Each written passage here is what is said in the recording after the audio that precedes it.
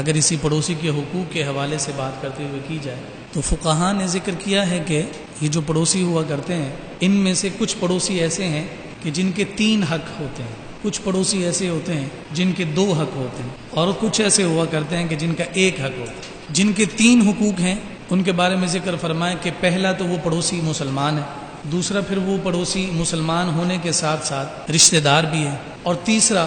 کہ وہ پڑوسی ہے۔ تو یہ 3 حق اسے حاصل ہے، مسلمان ہونے کے اعتبار سے حق، رشتہ داری کا حق، اور پڑوسی ہونے کا حق۔ پھر ساتھ فرمایا کہ کچھ پڑوسی ایسے ہیں کہ جن کے 2 حق ہیں، کہ وہ رشتہ دار تو نہیں ہے لیکن مسلمان ہے اور پڑوسی ہے، پڑوسی ہونے کا حق بھی اسے حاصل ہو گیا اور مسلمان ہونے کا حق بھی حاصل ہو گیا۔ اور تیسرا فرمایا کہ رشتہ دار بھی نہیں ہے، مسلمان بھی نہیں، نان مسلم، لیکن پڑوسی ہے، تو اسے اس پڑوس کے ہونے کا حق اور فیض ضرور حاصل۔ یعنی کسی مومن کا پڑوسی ہونا اس قدر باعث خیر ہے کہ جو مسلمان ہے اس پر لازم ہے کہ وہ اپنے غیر مسلم پڑوسی کا بھی لحاظ اور پاس رکھے، اگرچہ وہ دین میں تمہارے ساتھ مطابقت نہیں رکھتا، اگرچہ تمہارے ساتھ اس کی کوئی رشتہ داری نہیں، کوئی خونی رشتہ، کوئی قرابت داری نہیں، لیکن اس کے باوجود چونکہ پڑوسی ہے تو اس کا حق ادا کرنا تم پر لازم اور ضرور۔ اور یہ جو 1 حق والے ہیں، یعنی وہ مسلمان بھی نہ ہوں، وہ رشتہ دار بھی نہ ہوں، صرف پڑوسی ہیں، اس ایک پڑوسی پر ان تمام احادیث کا اطلاق ہوتا ہے کہ جس کے بارے میں آقا کائنات صلی اللہ علیہ وسلم نے قسمیں کھا کر بھی ارشاد فرمایا۔ حضور علیہ الصلوۃ والسلام نے فرمایا واللہ لا یؤمن، پھر فرمایا واللہ لا یؤمن، پھر فرمایا واللہ لا یؤمن۔ زبان مصطفیٰ سے رب کی قسم کھائی جائے، تو اگر اسی بات کو ہم سمجھ لیں کہ مصطفیٰ کا فرمان اور وہ فرمان بھی رب کی قسم کھا کر، فرمایا کہ خدا کی قسم وہ مومن نہیں، خدا کی قسم وہ مومن نہیں،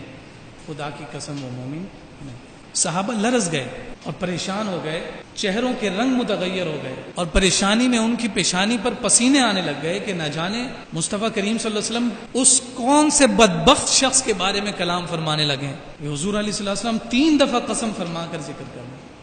تو صحابہ نے عرض کیا یا رسول اللہ کون ہے وہ شخص کہ جس کے بارے میں آپ اتنی ناراضگی کا اظہار فرما رہے ہیں اور اس قدر جلال کا اظہار فرما رہے ہیں؟ تو آقا کائنات صلی اللہ علیہ وسلم نے فرمایا الذی لا یأمن جارہ بواہقہ،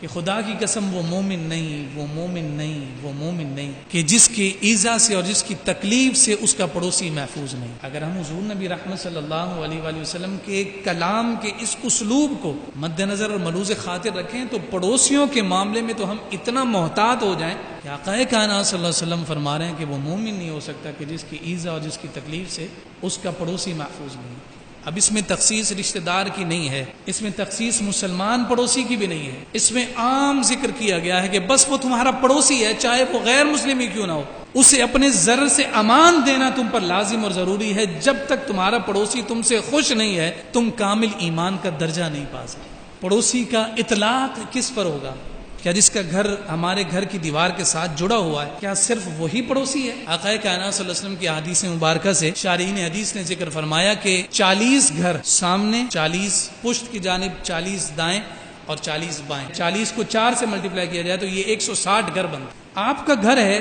اور آپ کے گھر کے ارد گرد 160 گھروں پر پڑوسی ہونے کا اطلاق ہوتا ہے، اور اگر آپ اچھے پڑوسی ہونے کے اعتبار سے ان 160 گھروں کے لیے باعث رحمت اور باعث خیر بن جائے، اور پھر آپ کے اچھے پڑوسی ہونے کے اعتبار سے آپ کے ساتھ والا فرد بھی اچھا پڑوسی بن جائے تو اس کے 160 گھر، پھر اس کے بعد والے کے 160 گھر، پھر اس کے بعد والے کے 160 گھر، اگر صرف اسی ایک عمل کو ہی اختیار کر لیا جائے تو آپ دیکھ لیں گے کہ سوسائٹی میں سے ہر قسم کا شر اور ہر قسم کی تکلیف اور ہر قسم کا ضرر خود بخود اٹھ جائے گا۔ اگر ہم صرف ایک حکم یعنی پڑوسی کا حق کی ادائیگی ہم شروع کر دیں تو ہماری ذات سے کسی کو نقصان پہنچنے کا سوال ہی ختم ہو جائے۔